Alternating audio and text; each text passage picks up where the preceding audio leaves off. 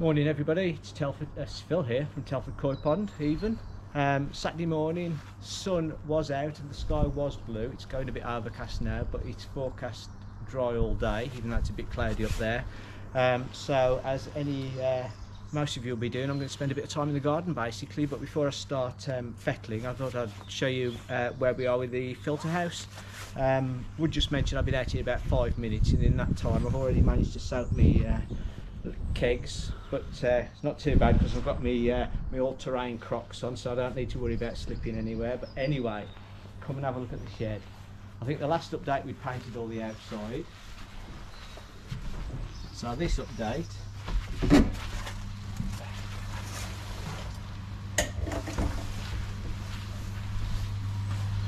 I'm going to insulate this anyway, but I just wanted to paint it all just because I couldn't stand the colour of the wood. So if you want to have a quick look round, I mean it's all painted basically.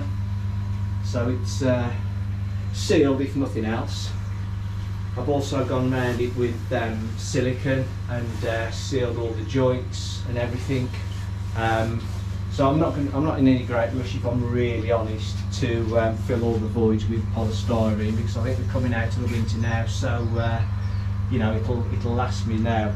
Temperature in here doesn't really drop much below 12 degrees, even when it's very cold at night, because obviously you've got the heat from all the air pumps and all the power and everything that's in here.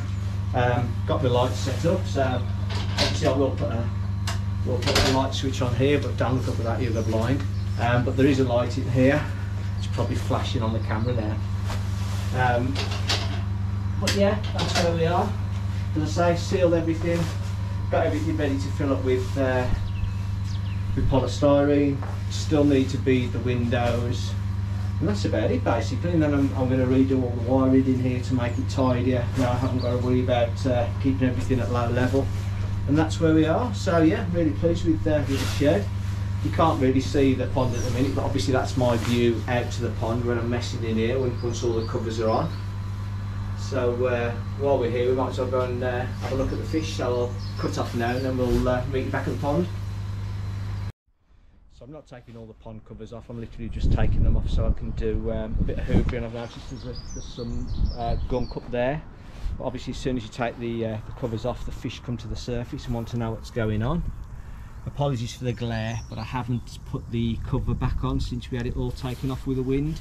I'm looking at alternative types of cover. Don't want a solid cover, don't want a polycarbonate cover. I do want sort of a shade cloth type thing, but I'm looking for more something more substantial than last time. So my Shinoda Haitsuri is growing really well now, seems to be fully repaired. Everybody's happy. Just noticed a split fin on the on that one. That's the first time I've noticed that on his pectoral on the left hand side. He's so aggressive when he feeds though, it's no wonder he does that. Chag's doing well. Biggie Small coming up for a look, he's doing well. My Dainichi Kahaku's doing well. They're all doing really well. You know, they've come out of the coming out of the winter, sorry, not come out of the winter, they're coming out of the winter really well.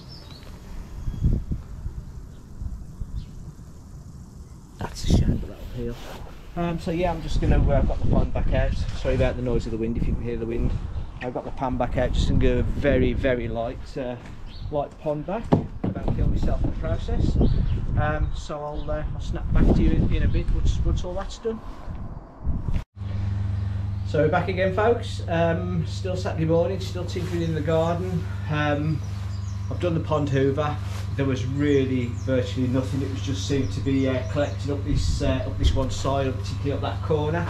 And it's probably because I've got the flow turned down at the minute for winter. So literally, pond's dropped by about ½ centimetre. That's all. Literally give it two sucks, and it was done. So what I thought I'd do now is I've decided to do a bottom drain purge.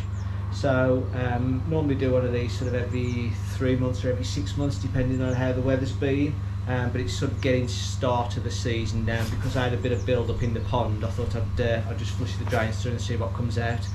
So I'm just going to take the covers off and then come back to me and we'll flush the drain out. So I've taken the covers off. Everything's still working at the moment, as you can see. Media's bubbling away nicely. Nice colour. It's all nice and mature. The individual tank that houses the 2 pumps is full of extra media, and that's just out the growing on tank just to keep it going. UV's on.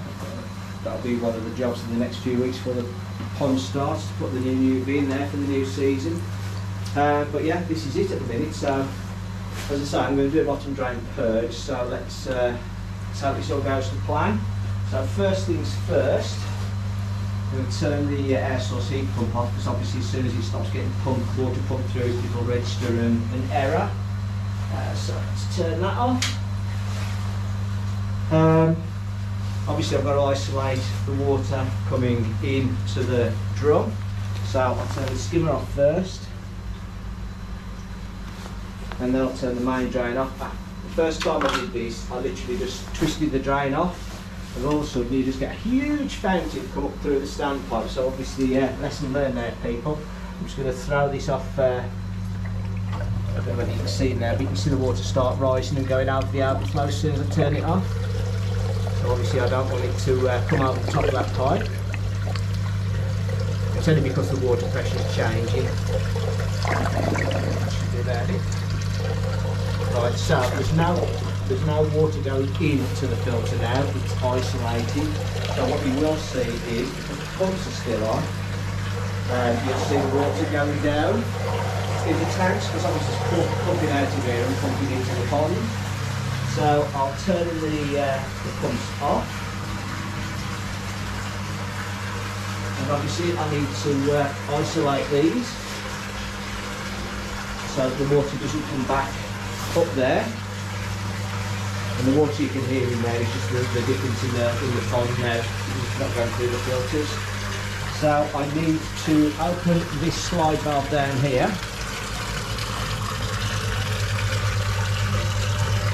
Remember to turn it to 90 degrees. What that's doing now is emptying the filter. See? All going down.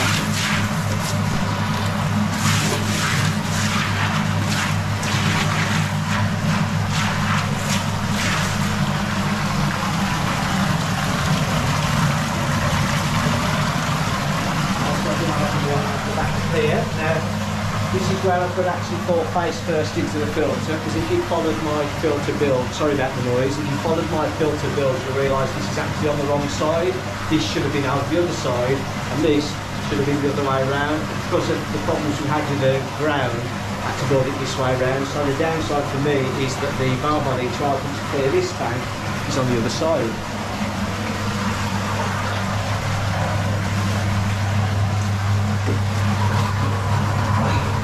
There you go. So now this one's empty as well. So we've just got to wait basically for it all to empty out.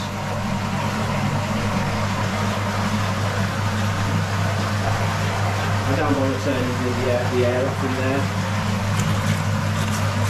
What's interesting like this is you can see that where the water comes into the dirty side, into the drum filter, it gets squeezed out and into into here.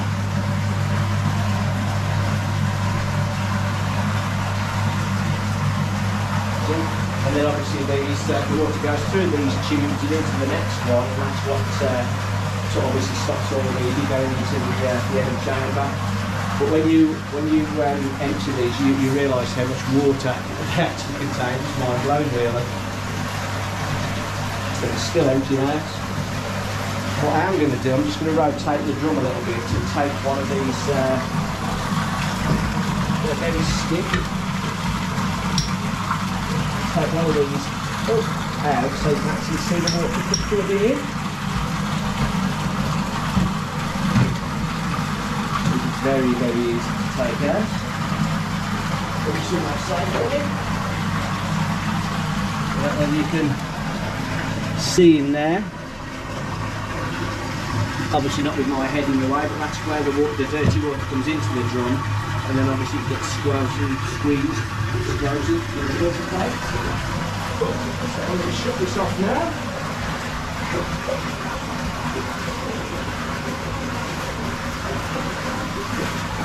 Not bad for a 55-year-old. Next job I'm going to join the circus.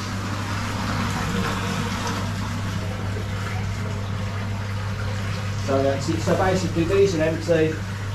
And to purge the drain, all I'm basically going to do now is open the bottom drain, and obviously all that water in there, because of the differential in pressure, is going to flood it through into the filter. So if you want to film in there, Claire, just you'll see it all coming through.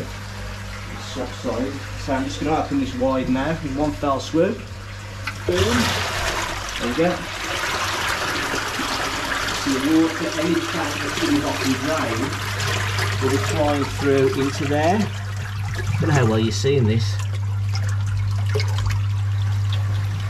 but from what I'm looking at, it just doesn't look that dirty, which is absolutely fantastic. So that's now coming through, obviously the screens into the drum area, which is now going through into the other into the filter bays. So you can see the filter bays now starting to fill up.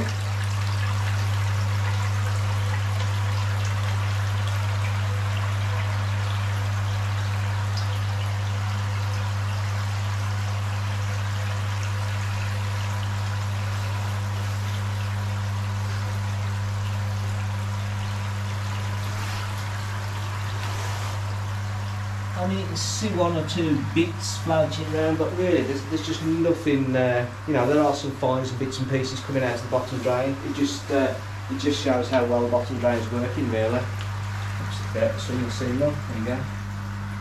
So that's all that's come out. And as I say, I do that sort of every 3 months or every 6 months, depending on how the weather's been. So I'm just going to put this back in now. These are just so simple to take in and out, they're great.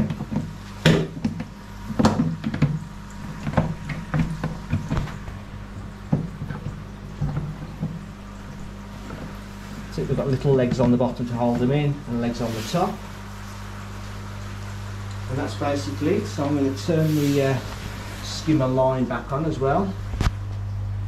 So the skimmer line's on, bottom drain line's on. These are filled up now. So I'm just going to put the big pump on first. I'm going to open these up so obviously the pump's got somewhere to flush the water to.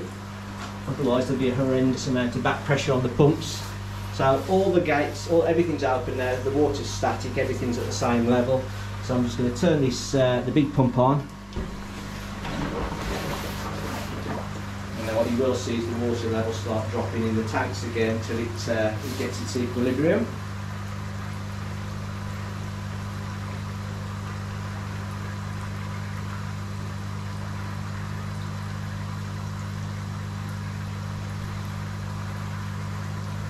And I'll turn the other pump on. So this is the pump that just pushes water through the air source heat pump.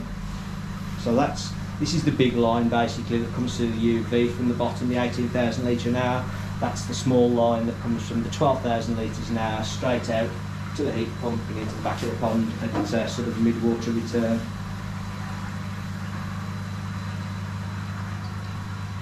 And that, ladies and gentlemen, is about it. The water level now is probably 3 inches lower than it is at normal operating temperature. So obviously the trickling would eventually fill that up anyway, but what I will do now is I'll actually run a hose pipe into here for a bit with a loaded dechlorinator in it and just get it back up to working temperature quicker. So I'm going to tidy everything off, just check for leaks. I always check for leaks after I've done a bottom drain purge, so I'll tidy everything off, get this filter back to the right levels with a normal hose pipe, as I say, some dechlorinator, and then I'll come back to you in a bit. Thank you very much.